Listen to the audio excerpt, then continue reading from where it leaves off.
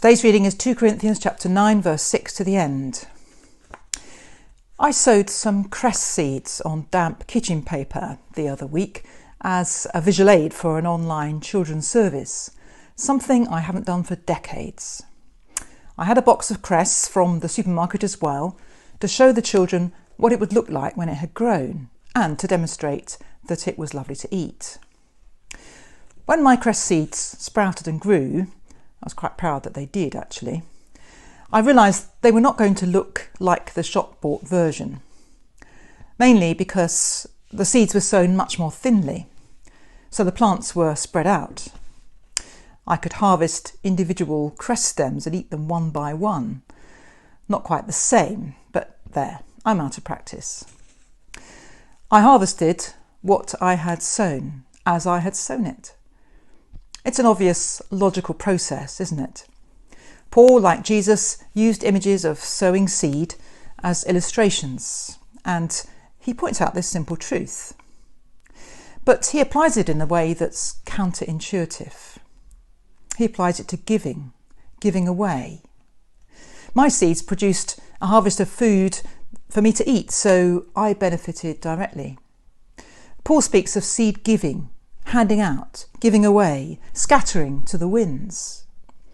And he asserts that the more we do this, handing out, and he's talking about our money, the more we will counterintuitively get back. Not in coins rattling back into our purses, or rather flexible friends being topped up with credit, but in other ways, other kinds of enrichment. Enrichment. It's a term used in education, and it means extra subjects or courses, less essential for one's qualification, but broadening, provided for interest and general education and for balance. We become rich, not by studying hard at our science or law or medicine or arts or languages, those being the areas in which we expect to make our living, but by learning in other, wider areas too. Enrichment is a side product, which happens to us while we're doing something else. That's a bit like happiness, isn't it? Elusive while we seek it for itself, but available in spades when we're totally absorbed in something else.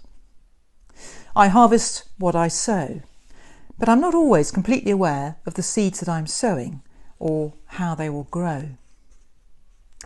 Well, this is a rather roundabout way of saying it's good for us to be generous. But that's not Paul's only argument. And he springs the other much stronger one on us quite suddenly, having lulled us with this attractive metaphor of sowing and harvesting, when he bursts out at the end, "Thanks be to God for his indescribable gift." At a stroke, Paul takes the ground from under our feet. He is reminding us, 1, we have received incomparable blessings from God. 2, God's greatest gift to us is his own Son. 3, actually that amounts to giving us God's whole self. 4, and recall how that meant dying for us. And 5, what kind of thanks or response would ever be adequate from us to God?